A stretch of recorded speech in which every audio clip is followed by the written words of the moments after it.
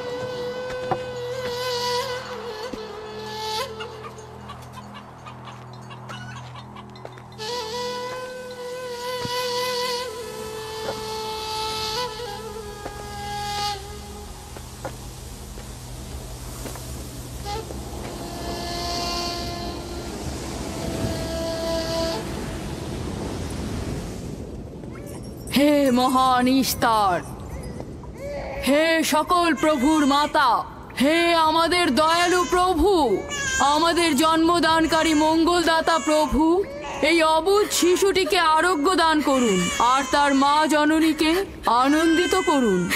এই অবুঝ শিশুর মাতা প্রতিজ্ঞা করেছে প্রভু, তোমার দরবারে সে মূল্যবান হাদিয়া প্রদান করবে।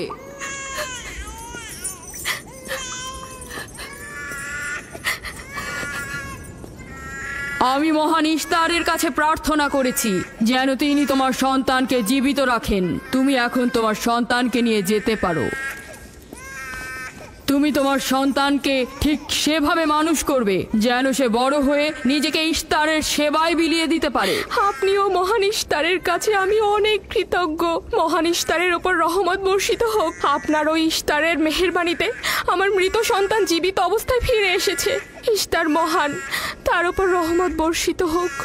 ইস্তার মহান, তার ওপর রহমত বর্ষিত হোক।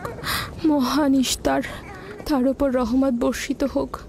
ইস্তার মহান, ইস্তার মহান, তার উপর রহমত বর্ষিত। এই বাচ্চাটির মতো আমাদের সন্তানও নিশ্চয়ই সেরে উঠবে, তাই না? ইস্তার খোদা দয়ালু ও শক্তিশালী, তিনি নিশ্চয়ই আমাদের বাচ্চাকে সাফা দেবেন। হ্যাঁ, আমারও তাই মনে হয়। চলো যাই। তোমাদের এ কি হলো? তোমরা তো নিজেরাই ফেরেশতার সেজদা পেয়েছো, আর এখন কিনা নিজেরাই নিজেদের সেজদা করছো। এই পৃথিবীর সৃষ্টির সকল কিছুই ইনসানকে তাসলিম করে, আর তোমরা কিনা প্রাণহীন নির্জীব পাথরকে তাসলিম করছো। এই শোনো, খবরদার বলছি, তুমি এসব বেহুদা কথাবার্তা বলে আমাদের খোদাকে অপমানিত করবে না। আমি এই কথাগুলো নিজে থেকে বলছি না, আমি খোদা কর্তৃক প্রেরিত কথাগুলো এই কিতাব থেকে বলছি। এটি হচ্ছে আসমানি সহি কিতাব, যা আমার দাদা ইব্রাহিম নবীর উপর নাজিল হয়েছিল। আমি তার দিনের অনুসারী এবং এই কিতাবের প্রচলন ও দাওয়াত প্রদানকারী। নিজে থেকে কিছু বলছি না। ওই আসমানি কিতাবে কি লেখা আছে আমাদের খোদাদেরকে অপমানিত করতে হবে? আমি অপমান করছি না, শুধু প্রশ্ন করছি। যদি জেনে থাকো তাহলে উত্তর দাও, আর যদি না জেনে থাকো তাহলে স্বীকার করো। তোমাদের জিজ্ঞাসা করছি, ওই মন্দিরে রাখা ইস্তারের মূর্তিগুলো কি তোমাদের প্রভু, নাকি তোমাদের তৈরি বস্তু? ইস্তার তোমাদের উপর প্রভাব বিস্তার করে নাকি তোমরা ইস্তারের উপর? ইস্তার তোমাদেরকে শাসন করে নাকি তোমরা ইস্তারকে? পাথরের তৈরি ইস্তার যদি দুর্বল ও অক্ষম হয়ে থাকে, তবে কি করে আমাদের বাচ্চাদেরকে সাফা দেয়? সত্যি কথা, আমরাও দেখেছি। হ্যাঁ, তার হাকিকাত আছে। ইস্তার তার সন্তানকে সাফা দিয়েছে, আমি দেখেছি। ওই প্রজ্ঞাবান যিনি তোমাদের আহাজারি শুনেছেন, তিনি তোমাদেরকে সাফা প্রদান করেছেন, না ইস্তার। যদিও তোমরা খোদা ছাড়া প্রার্থনা করেছ আর তিনি ছাড়া তোমরা সাহায্য চেয়েছ, কিন্তু তিনি সকল কিছু সম্বন্ধে অবগত আছেন, তাই তোমাদের আহাজারিতে তার রহমত বর্ষিত হয়েছে, তোমাদেরকে সে সাহায্য করেছেন। সাধারণ দৃষ্টিতে তোমরা ইস্তারকে দেখেছ, অন্তর্দৃষ্টিতে দেখনি, তাই মূল সাফা প্রদানকারীকে চিনতে পারোনি। ইয়াকুবের কথার মূল অর্থটা আমি এখন বুঝতে পারছি। সে চাইছে যে আমরা আমাদের খোদাদেরকে বাদ দিয়ে তার খোদার ইবাদত করি। আমরা আমাদের খোদার অনেক কল্যাণকর কাজ দেখেছি, তোমার খোদার কি দেখছি? আমি তোমাদেরকে সকলের চাইতে ঊর্ধ্বে অবস্থিত খোদার দিকে আহ্বান করছি। তিনি সৃষ্টি সকল কিছুর চাইতে ঊর্ধ্বে। তাই নাকি? কি করে বুঝবো তোমার খোদা অন্যান্য সকল খোদার চাইতে ঊর্ধ্বে? তুমি আর তোমার খোদা ও ইস্তারের মন্দিরের ধর্মযাজকের মতো স্বর্ণরৌপ্য লুটে নিতে চাইছো না, তা কি করে বিশ্বাস করব? আমার বাস্তব অবস্থা হচ্ছে আমি গভর্নর লাবানের নিয়োজিত রাখাল। আমার কোনো কিছুই নেই, আর কোনো কিছুর জন্য আমি কারো কাছে প্রতিদানও চাইনি।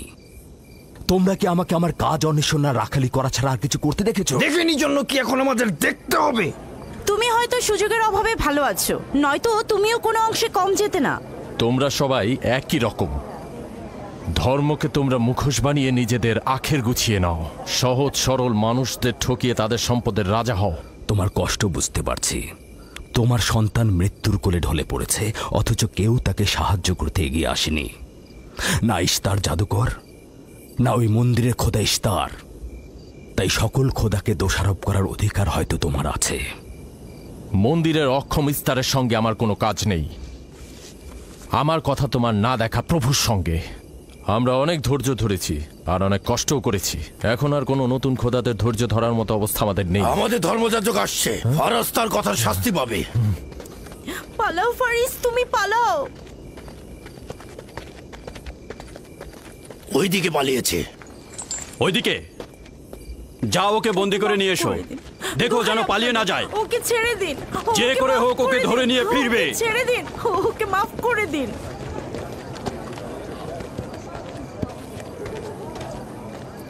যদি শুধুমাত্র গভর্নরের জামাতা না হতে, তাহলে আমি জানি তোমাকে কিভাবে শায়েস্তা করতে হয়। মন্দিরের কোনো প্রতিনিধির সাথে আমার কোনো কাজ নেই। তোমরা সবাই চলে যাও। ইয়াকুবের কুফরি কথায় তোমরা কেউ কান দেবে না, আর কেউ বিশ্বাস করবে না।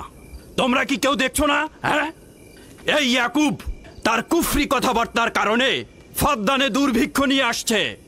আমাদের ধর্মযাজক ঠিক কথাটাই বলেছেন। ইস্তারের অভিশাপে বালা মুসিবত আসার পূর্বেই চলো চলো আমরা এখান থেকে চলে যাই।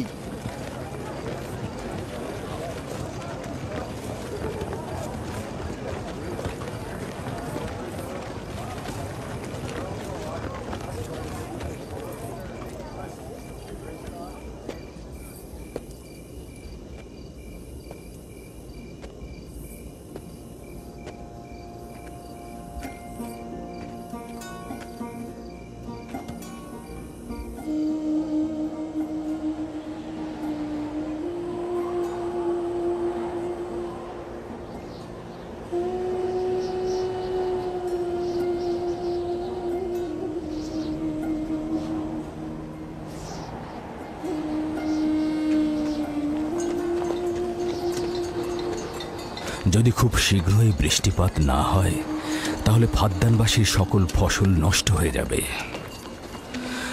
আশা করছি মহান খোদা অতি দ্রুতই বৃষ্টিপাত প্রদান করবেন। ওখানে কি হচ্ছে বাবা? এটা ফাদ্দানবাসীর প্রাচীন রীতিনীতি। এখানে ইস্তার নিয়ে কেউ কটু কথা বললে তাকে আগুনে নিক্ষেপ করে হত্যা করা হয়। বিচার করা হয় না সে সত্য বলেছে কিনা। ছেড়ে দাও, ছেড়ে দাও আমাকে বলছি, ছেড়ে দাও আমাকে, ছাড়ো বলছি। হে মহান ধর্মগুরু, ওকে মাফ করে দাও, আমাদের উপর রহম করো। আমাকে ছাড়ো, ছাড়ো। আমার কি দোষ? আমি তো কিছু করি নাই। আমি কি বলেছি তোমাদের? আমাকে আমাকে এভাবে বেঁধে নিয়ে যাচ্ছ? আমাকে ছাড়ো। শোনো, তুমি এখানে ভেড়ার পালগুলো দেখে রাখো, আমি একটু আসছি। ছাড়ো, ছাড়ো, ছাড়ো আমাকে।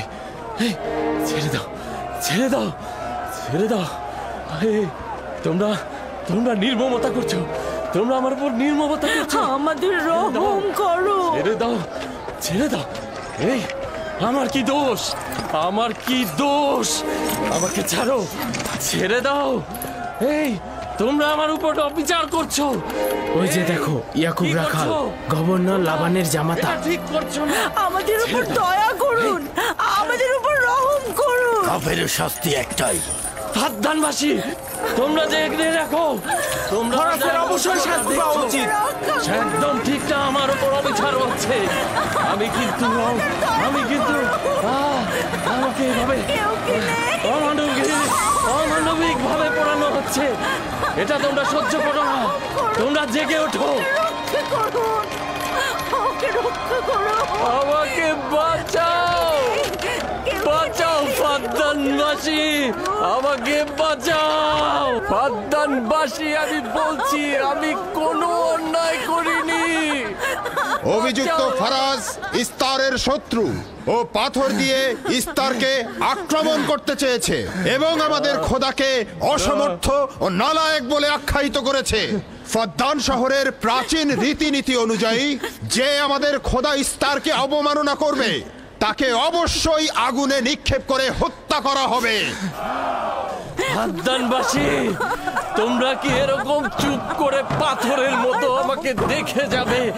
তোমরা কি কিছুই বলবে না? আমাকে এরকম অমানবিক ভাবে অত্যাচার করে পোড়াতে যাচ্ছে এই লোকজন। তোমরা কি কিছু বেচারা ফারাজ, তোমরা কি নিশ্চুপ হয়ে সারা জীবন দেখে যাবে? ফাদ্দানবাসী, রক্ষা করো আমাকে, কেউ তো এগো। একদিন আমার মতো তোমাদের কেউ এভাবে পুড়িয়ে ফেলবে ওরা। তোমরা চুপ করে থেকো না, তোমরা এভাবে আমাকে মেরো না, আমার প্রাণ ভিক্ষা দাও, আমাকে এভাবে মেরো না। বেহুদা কান্নাকাটি করো না, হয়তো রক্তের মূল্য পরিশোধ করো, নয়তো আগুনে পুড়বার জন্য প্রস্তুত হও। তাকে আগুনে ফেলো না, এভাবে পুড়িয়ে মেরো না, আমাকে প্রাণ ভিক্ষা দাও, ওকে ছেড়ে দাও। হে ফাদ্দানের জনগণ, আমাকে মেরো না। আমি একটা কথা জানতে চাই, তার রক্তের মূল্য কত? মূল্য কি তুমি পরিশোধ করবে? না, ও নিজেই তো ইস্তারের শত্রু।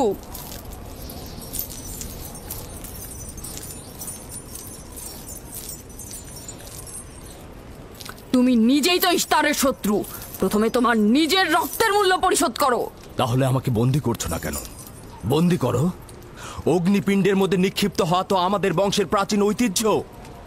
আমার দাদা ইব্রাহিম, উনিও তো একবার নমরুদের আদেশে অগ্নিপিণ্ডের মধ্যে নিক্ষিপ্ত হয়েছিলেন। এখন পর্যন্ত তুমি যে গ্রেপ্তার হওনি তার কারণ তুমি হচ্ছ গভর্নরের ভাগিনা।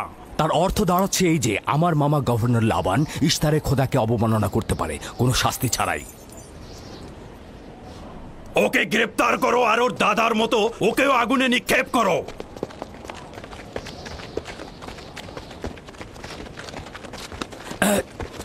ছেড়ে দাও, আমার প্রশ্নের উত্তর দাও, ছেড়ে দাও আমাকে। এখানে কি হচ্ছে এসব?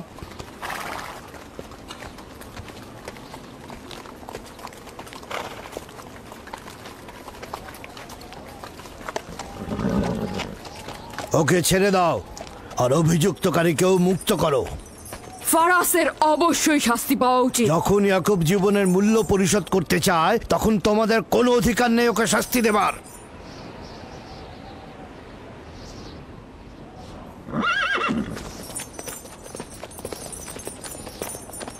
তাকে মুক্ত করে দিন।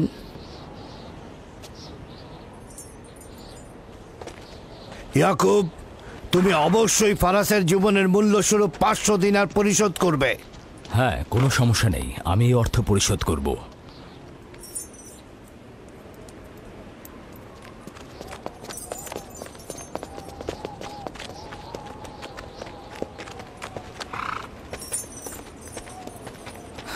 খোদা তাআলা আমার দয়ালু মামাকে হেফাজত করুক। ইয়াকুব, আমি তোমাকে কতক্ষণ এরকম বিপদ থেকে বাঁচাতে চোখে চোখে রাখবো?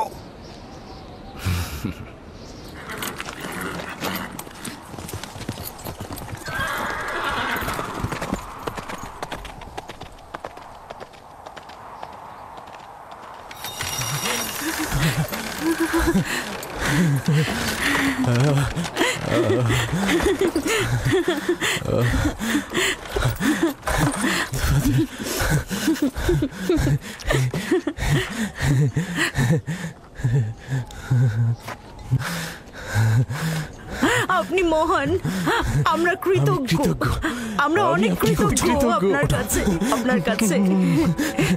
আমার জীবনের মূল্য স্বরূপ যে অর্থ আপনি প্রদান করবেন তার বিনিময়ে সারা জীবন আমি আপনার কৃতদাস হয়ে থাকবো। আপনি মহান, আপনি মহান। আপনি ফারাজকে মৃত্যুর হাত থেকে বাঁচিয়েছেন, আপনি আমাদের নতুন জীবন দিয়েছেন। হয়েছে হয়েছে, এবার এসো এসো।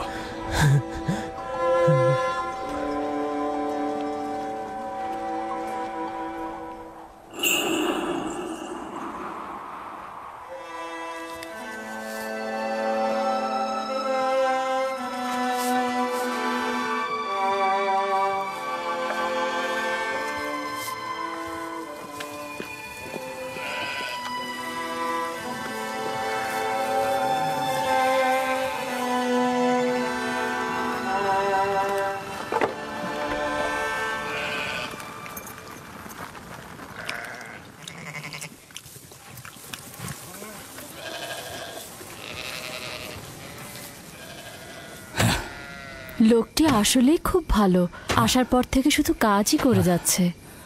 হ্যাঁ, বছরের পর বছর ইস্তার, ফাদ্দান ও ব্যাবলের লোকজনকে অন্যায়ভাবে কোরবানি দিয়ে আসছে। আজ তোমার পিতার জন্য আমি ও ফারাজ বেঁচে গেছি। আপনি ওর জীবন বাঁচিয়েছেন বলেই ও ইস্তার পূজা ছেড়ে এক খোদার ইবাদতে মশগুল হয়েছে। হ্যাঁ, তা হয়েছে রাহেলা। আসলে যখন সে মৃত্যুর হাত থেকে রক্ষা পেয়েছে তখনই এক খোদায় বিশ্বাস এনেছে। আমাদের মুসাফির কখন পৌঁছবে?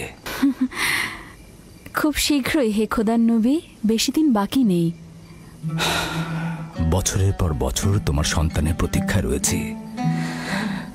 যদি খোদা চায় তো খুব শীঘ্রই এই প্রতীক্ষার অবসান ঘটবে।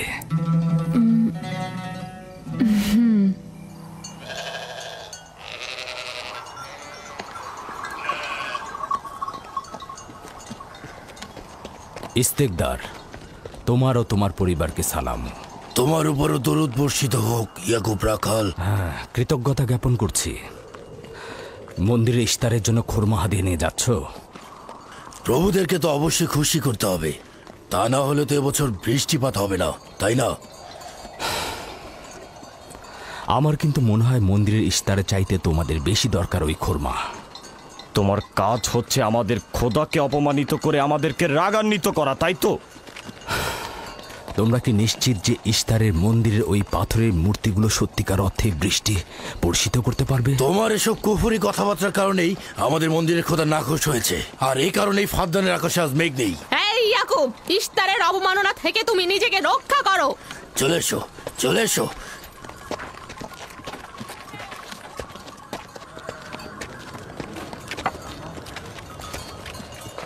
এটা তোমাদের কেমন বিবেচনা? তোমরা শক্তিশালী ও দয়ালু এক খোদাকে রেখে নির্জীব পাথরের উপাসনা করছো। কেন তোমরা বিষাদগ্রস্ত জমিনে নিজেদের আত্মাকে এক খোদার ইমানের নূরে আলোকিত করছো না?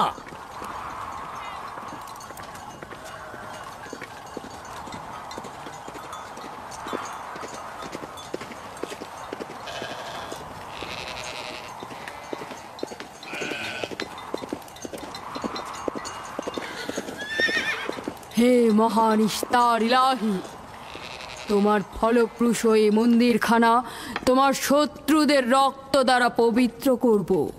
শুষ্ক মৌসুমকে এই অঞ্চল থেকে দূর করে দাও, তোমার রহমতের বৃষ্টি বর্ষণ করো। হে মহান ইস্তার ইলাহি, তোমার এই ফলপ্রসূ মন্দিরকে তোমার শত্রুদের রক্ত দ্বারা পবিত্র করব। হে মহান ইস্তার ইলাহি, এই অঞ্চলের শুষ্ক মৌসুমকে তুমি দূর করে দাও, তোমার রহমতের বৃষ্টি বর্ষণ করো। হে মহান ইস্তার ইলাহি, আমাদের খোদাকে অবজ্ঞা করেছে, বৃষ্টি বর্ষণ করো। হে ইস্তেকদারের সাথে মন্দিরে ঢোকার সময় কথা বলেছে, তোমার আমিও দূর থেকে দেখেছি। বর্ষণ করো। হে মহান ইস্তার ইলাহি, ইয়াকুব হাত গুটিয়ে বসে থাকবে না। করো, তোমার দুশমনদের ধ্বংস করো, আর ফারদানের জনগণের উপর রহমতের বৃষ্টি বর্ষণ করো।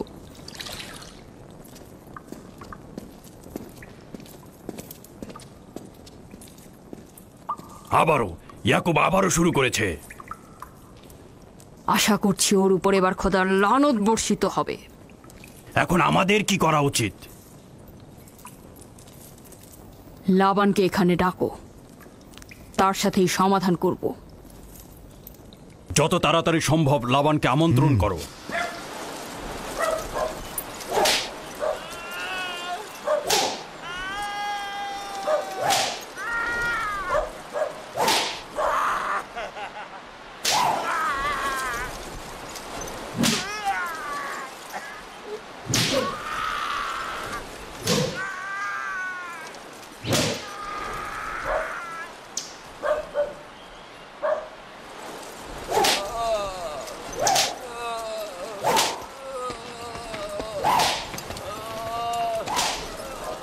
জনাবে আলী, ইস্তার মন্দিরের মহান ধর্মগুরু আপনাকে সাক্ষাতের জন্য আমন্ত্রণ জানিয়েছেন। গুরুত্বপূর্ণ কিছু? হ্যাঁ জনাবে আলী। হ্যাঁ, এবার বন্ধ করো।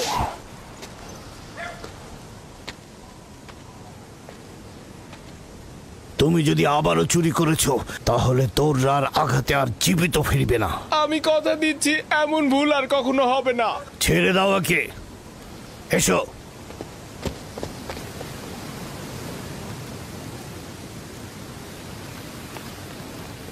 প্রকৃতপক্ষে বিষয়টা আসলে আপনার জামাতা ইয়াকুবকে নিয়ে। ইয়াকুবের আমলনামা তার নিজের সঙ্গে সম্পৃক্ত। আমি উত্তরদাতা নই। ঠিক আছে, কিন্তু ইয়াকুব তো ইস্তারকে অবজ্ঞা করে। এটা ধর্মগুরুদের কর্তব্য তার প্রশ্নের উত্তর দেওয়া। আর যদি উত্তর দিতে সক্ষম না হও তাহলে কেন আমার শরণাপন্ন হও?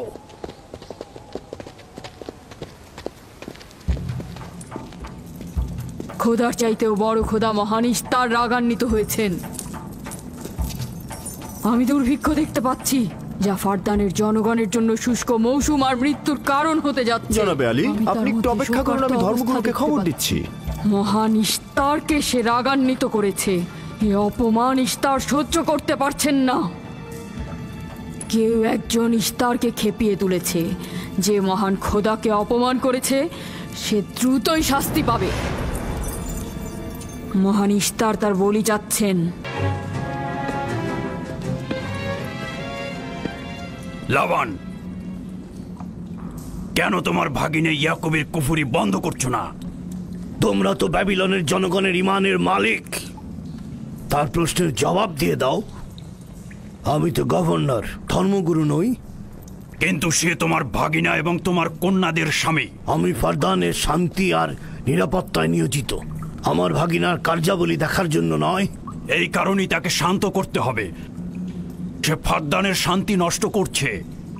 ফারদানের শান্তি ফিরিয়ে আনতে হবে, তা না হলে অতি দ্রুত ফারদানের বুকে দুর্ভিক্ষ নেমে আসবে। আর এটার দায়ভার সম্পূর্ণ ইয়াকুবের। কি করে করি বলো? ইয়াকুব এখানে ভেড়া রক্ষণাবেক্ষণের প্রধান ব্যক্তি, অর্থনৈতিক চালিকা শক্তিও বটে। আর ও কিনা হয়ে গেল এখানকার বদখদের প্রধান কারণ। হ্যাঁ, কারণ ও এখনো ইস্তারের কুফরি করেই যাচ্ছে। ইয়াকুব তো ব্যাবিলনের খোদাদের উপর ঈমান আনেনি, কিন্তু তারা তো কিছু বলেনি। ব্যাবিলনের খোদাদের প্রতি ঈমান না আনলেও তাদেরকে কখনো অবজ্ঞা করে কথা বলেনি।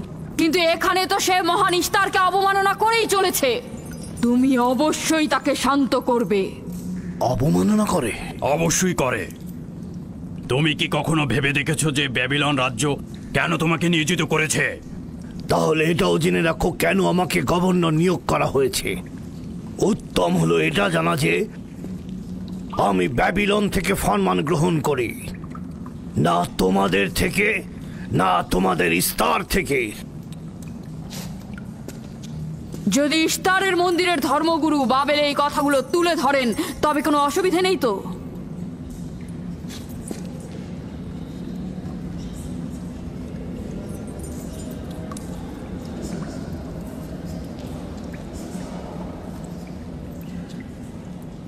ঠিক আছে, আমি ইয়াকুবের সঙ্গে কথা বলছি। ইয়াকুবকে বলে দেবেন, আর কখনো যদি আমার পরিবারের সাথে ইস্তার নিয়ে কোনো কটু কথা বলে তাহলে তাকে আগুনে নিক্ষেপ করা হবে। কুকুরের ছানা তার বাবা মার কাছে ঘেউ ঘেউ শেখার আগে নেকড়ের কাছে ছিন্ন ভিন্ন হয়ে যায়। তোমার নিজের জবানের হেফাজত করো। এবারের মতো ক্ষমা করে দিচ্ছি, পরের বার কিন্তু করব না।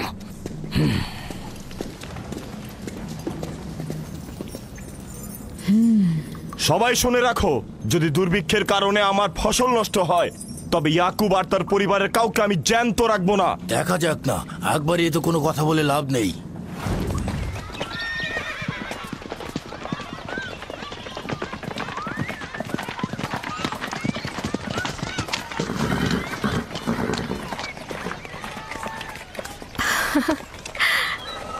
আব্বাজান এসেছেন।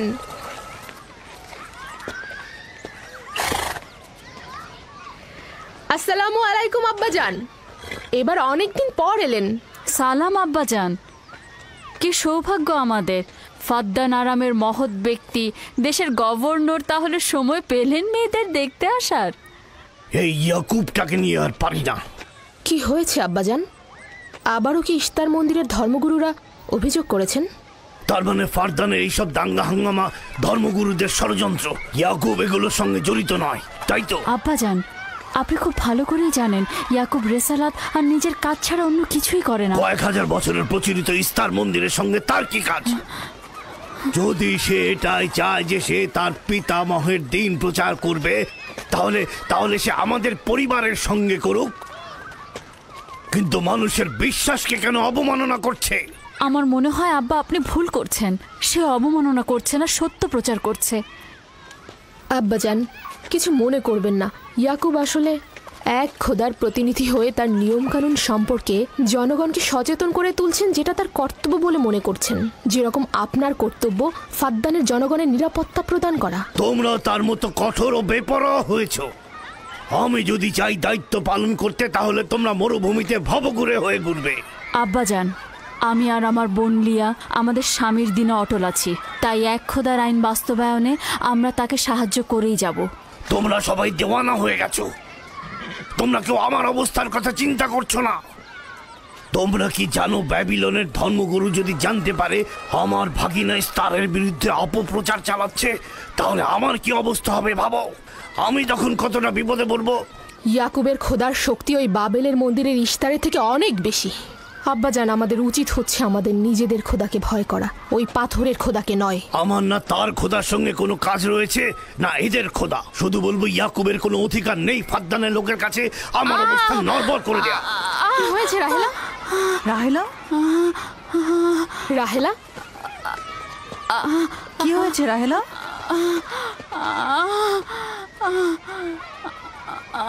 রাহেলা, রাহেলা, কি হলো তোমার? এমন করছো কেন? আলহামদুলিল্লাহ, মনে হয় সময় হয়ে গেছে। যাও, ধাত্রীকে খবর পাঠাও। আচ্ছা আচ্ছা, যাও। চলো আমরা সবাই মিলে ওকে ঘরে নিয়ে যাই। হ্যাঁ চলো, চলো ঘরে নিয়ে যাই ওকে। আস্তে আস্তে। পলাশ, বলুন জনাব। জাহাতুন মরুভূমিতে যাও, ইয়াকুবকে বলো এখনই যেন চলে আসে। খুবই দ্রুত যাও। জি আচ্ছা। আমার ঘোড়াটা নিয়ে যাও।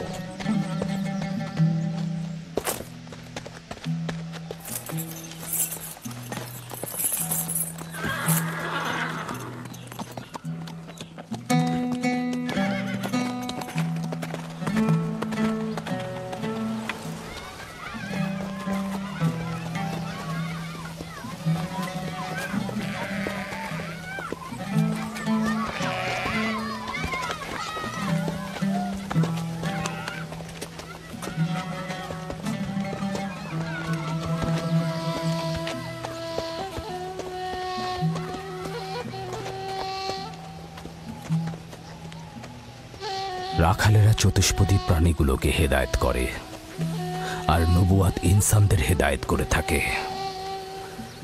সম্ভবত এ কারণেই অধিকাংশ নবী রাখাল ছিলেন। আমি ইসরায়েল ভেড়াগুলোর সঙ্গে আমার সন্তানদেরও মরুভূমিতে নিয়ে এসেছি, যাতে তারা হেদায়েত গ্রহণ শিখতে পারে। আমার সন্তান বনি ইসরায়েলেরা কেন ক্ষমতা ও পেশি শক্তিকে মূল দণ্ড হিসেবে মনে করছে? আমি তো তাদেরকে পেশি শক্তি বা জোর করে চাপিয়ে দেওয়া কোনো কিছু শিক্ষা দেইনি। তোমরা কি শুরু করলে? তোমরা কি শুরু করলে? ওঠো, ওঠো শামুন, ওঠো। আমার উত্তরাধিকারী ও পরিবারের প্রধান সেই হবে যে খোদাকে সবচাইতে বেশি ভালোবাসবে। ইব্রাহিম ও ইসহাক ছিলেন সর্বোৎকৃষ্ট। তার মানে এই নয় যে তারা অধিক শক্তিশালী ছিলেন। শক্তি দিয়ে সবকিছু জয় করা যায় না।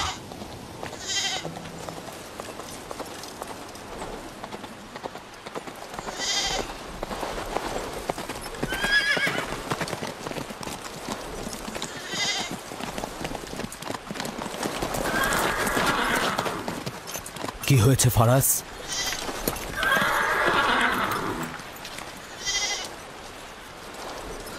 তোমরা ভেড়াগুলোকে নিয়ে আসো।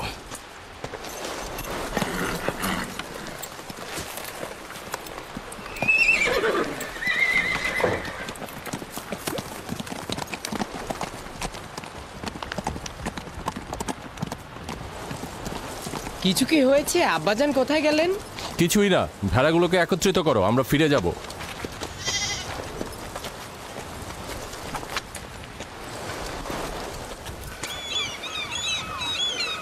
বেল হ্যাঁ, রাহেল তো তোমার সতীন। রাহেলের সঙ্গে তোমার অনেক ভালো সম্পর্ক দেখছি। ওই সন্তান না থাকায় ভালো সম্পর্কটা ছিল। রাহেলের সাথেও ভালো সম্পর্ক ছিল, ওই ইয়াকুবের সাথেও ভালো সম্পর্কটা ছিল। আমার সন্তান নেই, তার সন্তান হচ্ছে, ভালো সম্পর্কটা থাকে কি করে? এমন ভাবে বলছো কেন? রাহেল আর ইয়াকুব তো ইনসান হিসেবে খুবই ভালো। হ্যাঁ, কিন্তু ইয়াকুব তো রাহেলকে অনেক বেশি ভালোবাসে। আর যেহেতু এখন তার সন্তান হচ্ছে, তার স্থান তো সব স্ত্রীর থেকে উপরেই হবে, তাই না? ইয়াকুবের কয়টা স্ত্রী? 4 জন, আমি, লিয়া, জুলফা ও রাহেলা। এই বাদ দাও তো এসব, তাড়াতাড়ি চলো, না হলে শব্দ শেষে আবার আমার ঘাড়েই পড়বে। আরে আমি তো জানি ইয়াকুব বড় ন্যায়পরায়ণ আর মেহেরবান। সকল হিংসা ভুলে একটু ভালোবাসাটাকে বাড়াও, দেখবে সেও তোমাকে খুব ভালোবাসবে। আর ও তো খুব ভালো মানুষ। জনাবে আলী লাবান, আপনার ওপর শান্তি বর্ষিত হোক। ভালো পুরস্কার পেতে যাচ্ছ, কিন্তু রাহেল আর তার সন্তানকে সুস্থ চায়। চিন্তা করবেন না, আমি অনেক অভিজ্ঞ ধাত্রী।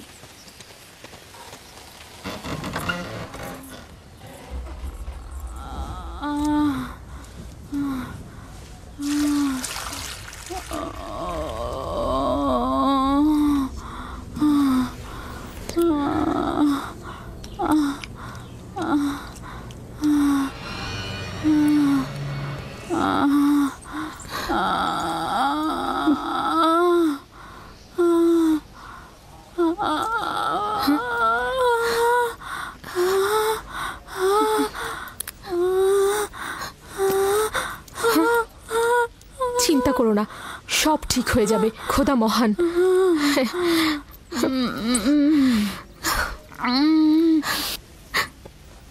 রাহেল, রাহেল, রাহেল, এই যে রাহেল, কি হলো? কথা বলো। রাহেল, রাহেল, রাহেল, রাহেল রাহেল বেহুশ হয়ে গেছে। রাহেল, রাহেল চোখ খোলো, রাহেল কথা বলো, রাহেল, রাহেল, এই যে রাহেল। রাহেলা, হ্যাঁ এমন তো নয় তার উপর ইস্তারের খোদা রাগ পড়েছে।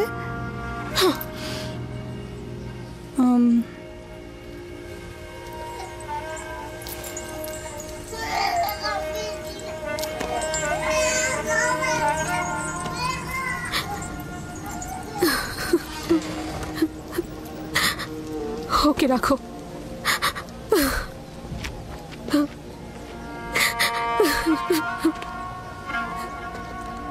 তোমরা তোমার খালার জন্য দোয়া করো, তোমাদের দোয়া খুব তাড়াতাড়ি কবুল হবে।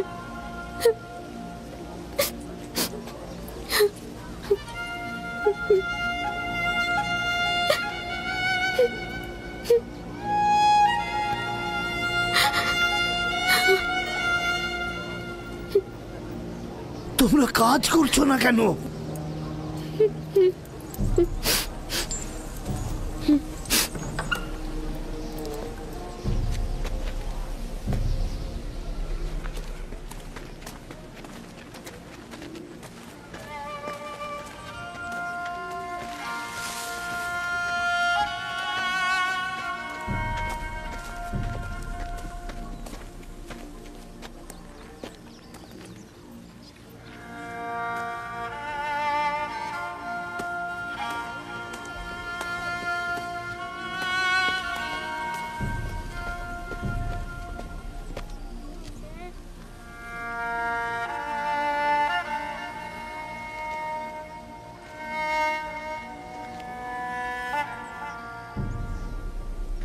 কেউ একজন ইস্তারকে রাগান্বিত করেছে। আগুন ও রক্ত দেখতে পাচ্ছি, অলক্ষণে মৃত্যুর ছায়া সর্বত্র দেখতে পাচ্ছি। আগুন প্রথমে কাফেরের পোশাকের নিম্নাংশ গ্রাস করবে। যারা ইস্তারকে অবমাননা করেছে, অতি দ্রুতই তাদের ধ্বংস আসন্ন। হ্যাঁ, ইস্তার তাকে ক্ষমা করবে না, অতি দ্রুতই সে তার শাস্তি পাবে। আমার মনে হয় ওরা ইস্তারের অভিশাপের ফল ভোগ করছে। ইয়াকুব তো সব সময় ইস্তারকে অবজ্ঞা করে কথা বলে। হ্যাঁ, ইশতার বলেছিল কুফরিকারী কাফের তার রোশানল থেকে রক্ষা পাবে না। ইয়াকুব তো ইশতার আর তার খোদাকে নিয়ে কত বেহুদা কথা বলেছে, মনে হচ্ছে তারই ফল ভোগ করছে।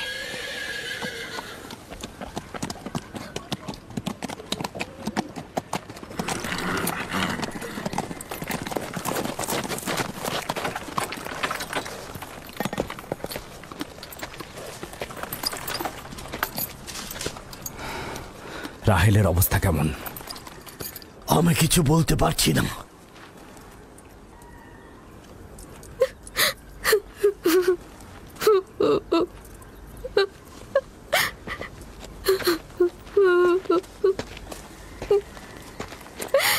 কিছু একটা করুন, রাহেলের অবস্থা খুবই খারাপ।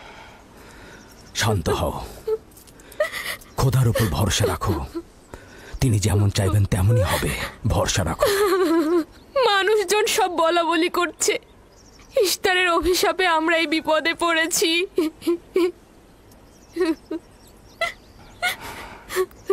খুব ভালো, এবার দেখা যাক রাহেল ও তার সন্তানের খোদা সবচাইতে বেশি শক্তিশালী নাকি ওই ইশতারের খোদা। খোদা রহম করো। তোমরা রাহেলের দিকে লক্ষ্য রেখো, আমি একটু আসছি। কোথায় যাচ্ছেন? আমাদের এই অবস্থায় ফেলে যাবেন না। শান্ত থাকো, আমার একাকিত্বের প্রয়োজন। তুমি খোদার সঙ্গে যা করার করো, আমি হাত পা গুটিয়ে বসে থাকতে পারবো না। আমি অবশ্যই হেকিমি চিকিৎসার ব্যবস্থা করব। আমি চিকিৎসকের নিকটে যাচ্ছি, প্রকৃত চিকিৎসক।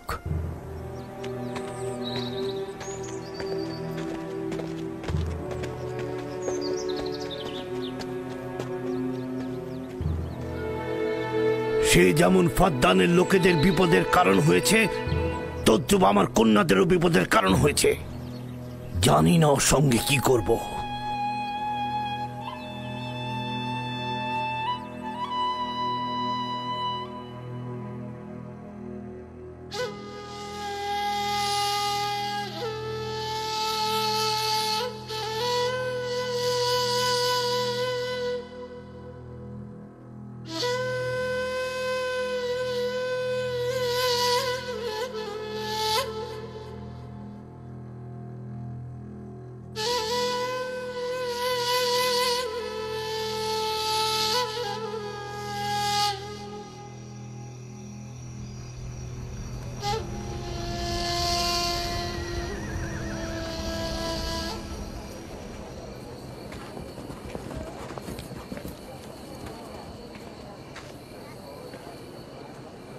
কেন যে ইশতার মাতাকে ডেকে আনছে না, সে তো সবচেয়ে বড় ধাত্রী। হ্যাঁ, তারা বলছি। জনাব লাবান, ইশতারের কাছে লোক পাঠান। ধাত্রী হিসেবে সে কিন্তু সবচাইতে ভালো।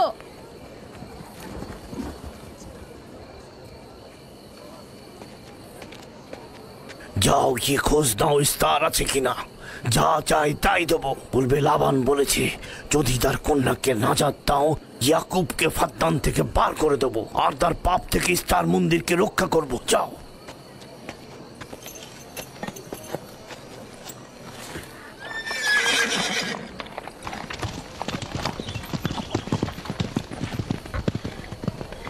ইয়াকুব ইশতারের খোদাকে অপমান করেছে। ইশতারকে অপমাননা করার শাস্তি এইরকমই হয়। তোমাদের চেঁচামেচি বন্ধ করো।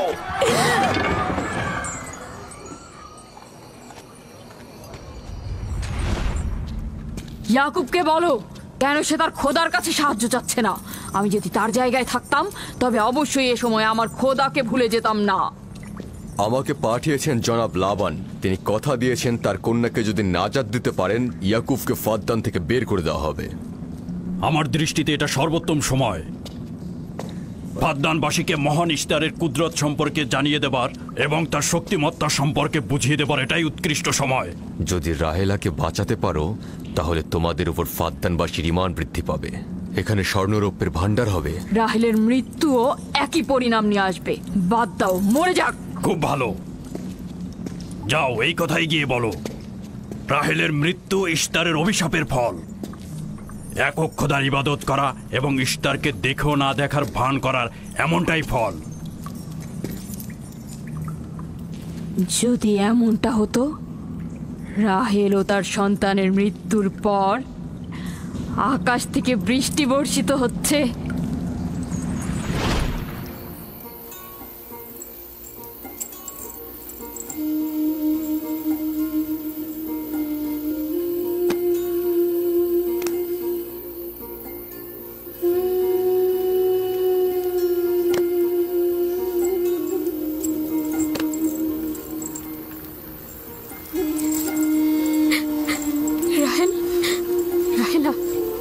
রাহেলা, তুমি শুনতে পাচ্ছ?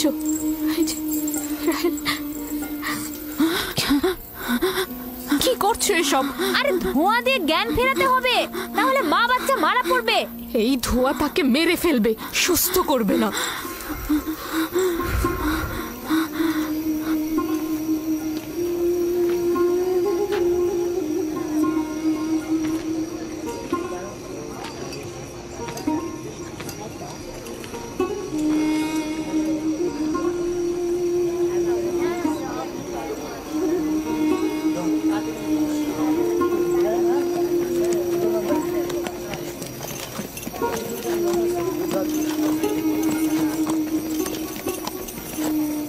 ইশতার মাতে আসছেন।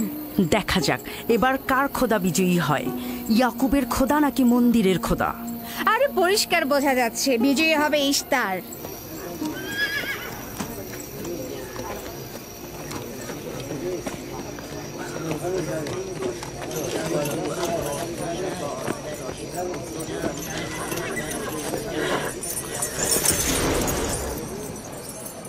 লাবান, আমার কথায় কষ্ট পেয়েছো তাই না? আর ইয়াকুব যে বলল তার খোদা সর্বশক্তিমান, অধিক দয়ালু, তবে তার খোদা কেন এসে তাকে সাহায্য করছে না? রাহেলের জীবন এখন তোমার হাতে, তুমি তাকে সাহায্য করো। আমি কখনোই ভাবিনি যে ইয়াকুব এত দ্রুতই মহান ইশতারের শরণাপন্ন হবে। কত অবাক করা বেহুদা ও কাল্পনিক মিথ্যা আর বাতিল চিন্তার মধ্যে মগ্ন আছো। এই বাতিল চিন্তার সত্যতা একটু পরেই তুমি উপলব্ধি করবে, যখন তোমার স্ত্রী সন্তান মৃত্যুর মুখে পতিত হবে। জীবন ও মৃত্যু সম্পূর্ণ খোদার হাতে, না ইশতারের পাথরের মূর্তির হাতে। আমি ইশতারকে এখানে আসতে বলেছি। রাহেলের অবস্থা খুবই খারাপ।